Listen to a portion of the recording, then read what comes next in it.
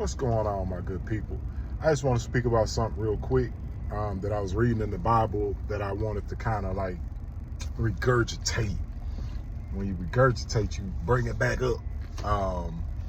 Something that you read, so you bring it back up to discuss. So I usually how I read my Bible is like, especially on a daily basis, if I don't have anything specific that I want to go to, I tap on it 3 times and I ask God for guidance and wisdom and understanding in the message. And I opened up, man, I'm telling you, this is the 3rd time I turned to this specific page. You know, the Bible is big, but it's the 3rd time that I specifically turned to this chapter in the Bible. And so it was Esther chapter 7.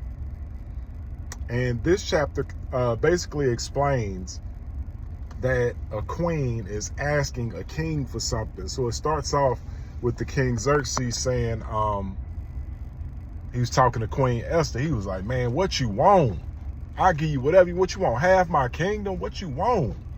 And she was like, well, if I could have anything, O king, I want to be free. And matter of fact, not just myself, I want you to free my people as well. And I said, God dog, for somebody to ask a queen, like, what do you want? I'll give you half of my kingdom. And for her to say, I want you to give me my freedom, but not only for me, I want you to give my people freedom as well. I say, that's a goddamn queen. But it also got me to thinking about something else, the bigger picture. I see the state of our women today, and I say to myself, tell me men didn't cause this. And so I understand what the government did. I understand their part to play. But I don't excuse men from our part that we played in what our women are like today. So I think the message that God was trying to give me with this specific verse is, or this specific chapter in the Bible was, I feel if we start with the babies, we start with these little girls, and we learn to treat these babies with respect, and they grow up and they're dignified and they're walking in their queenship. They ain't mean queens. They ain't bitter because their dad left. They ain't got abandonment issues. They raised in a sturdy family that understands that we're here to raise a child, the whole village. This also includes people outside. Like, I remember my grandmother's neighborhood used to be very, very tight knit, and everybody looked out for one another's children. I think we need to find an essence of getting that back, because what I saw with Queen Esther is Queen Esther had the essence to change a king's mind.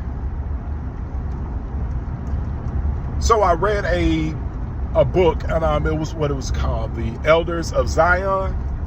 And I didn't read the book to be mad at Jewish people. I read the book to see how you did it. And what it said in the book was, and it might be true, it might not be true, but what it said was they raised up their women to make them with kings. So if they get into the kingdom, well, shit, I know the king don't go look out for the rest of us. So that's what they were grooming their women for, to be with kings.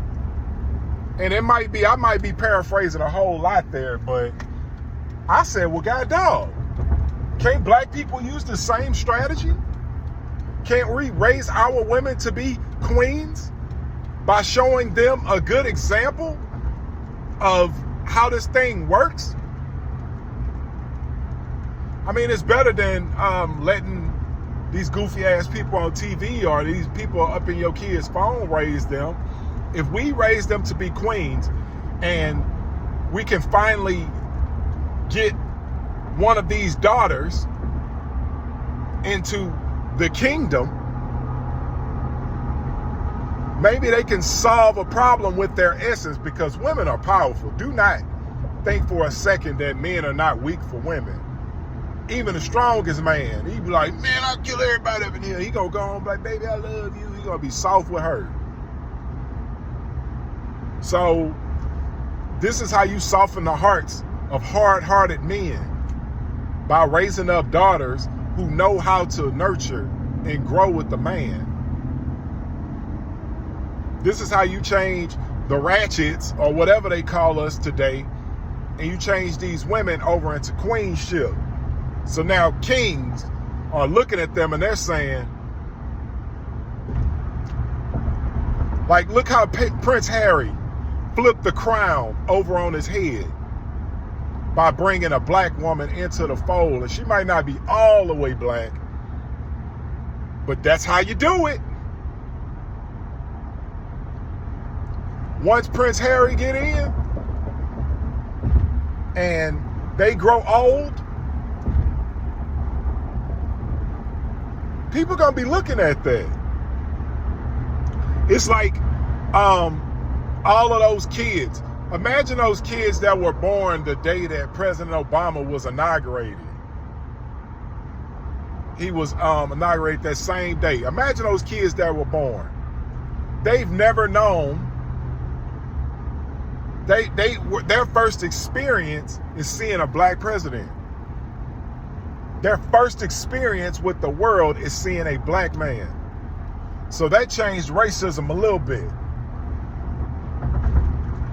And the fact that he had a good presidency, shined a good light. So if that can happen in just 8 years, imagine what we could do with a couple of generations of us shaping up our crown and getting all that dust off of it, and us going outside and acting like kings.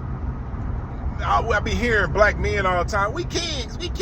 And what, nigga, a Burger King? What? We gotta be real kings, broski. Like, your daughter gotta see something totally different. She gotta see you hold it down. She gotta see you actually putting the family first, so she can know how this thing works, how a house works, how a home works. You can teach this. And by the time we get to the second generation, these babies, their babies, get to see queens come up teaching queens. Y'all might think this queen shit is boring, but it's a lot better than popping and broke. So that was just kind of something that I got from reading the Bible yesterday, Esther chapter 7. We read a lot about King David, King Solomon, all of the kings, but nobody talks about how the queens influenced and their essence propelled kings to be great. But this takes teaching. You can't just be a queen in a day. You can't just flip a switch and say, I'm a queen. Don't work that way. So we have to get into the mode of teaching our women how to be queens, not tolerating foolishness. That's all I got, people. Y'all have a good one.